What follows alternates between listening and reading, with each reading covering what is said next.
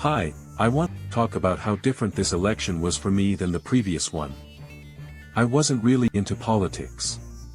Elections came and went, I casted my vote with minimal or equal to none study.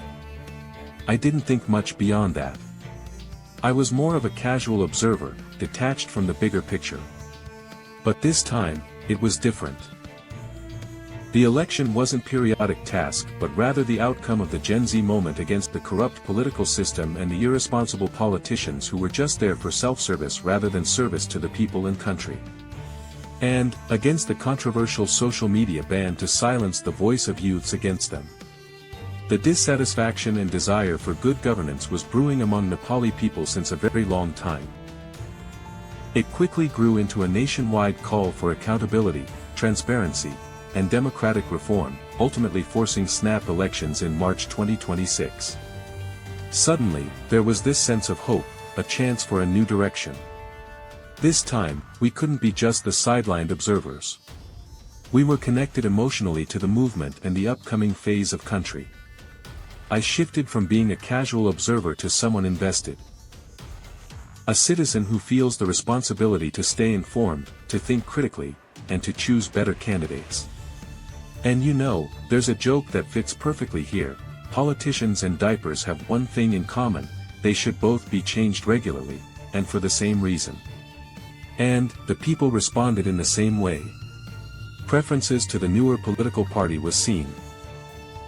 And, mayor of the Kathmandu Metropolitan who was a rapper, a civil engineer and popular among youths and had exemplary work-oriented character won election against the former Prime Minister of Nepal at his own election region where he reigned for years.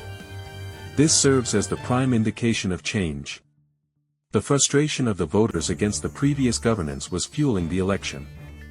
It was nationwide movement in support of the new political party among people. Corruption had seeped through the system, top to bottom, like a syndicate designed to favor the powerful. But when citizens start turning the tide, cleaning house, and demanding accountability, that's when real change begins. I found myself not just casually glancing at headlines, but really listening, following the news, and connecting personally with the process. It felt like a shift. From being a casual observer to someone invested, a citizen who recognizes the responsibility to stay informed, think critically, and choose better candidates. To be honest, I didn't fully understand the complexities of laws, administration, bureaucracy, geopolitics, or politics in general. Those things always felt distant, almost like another language. But this election made me realize that even without mastering all those details, I could still engage meaningfully. What mattered was the effort to learn, to question, and to care about the direction my country was heading. Of course, I don't want to drown myself in endless media consumption. I see it more like being a researcher, digging into what matters, but not wasting energy on every headline. Staying informed without being consumed. For me, it's about finding little ways to be part of the conversation.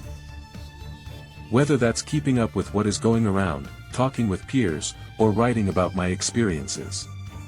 I may not be a political expert, but as a young citizen, I know it's my responsibility to stay engaged, to highlight what's happening in my country, and to help shape the future. I truly hope that this new political chapter in Nepal lives up to the hopes and aspirations of its people. Citizens who long to see the country move forward with progress, integrity, and a clearer direction. For too long, corruption and mismanagement held us back, but now there's a chance to rebuild trust. What matters most is that the voices of ordinary people are heard, that young citizens like us stay engaged, and that the system begins to reflect fairness and accountability. If this moment is nurtured, it can become more than just a change of government. It can be the beginning of a culture of responsibility, where leaders serve the people and the people shape the future. Long live Nepal!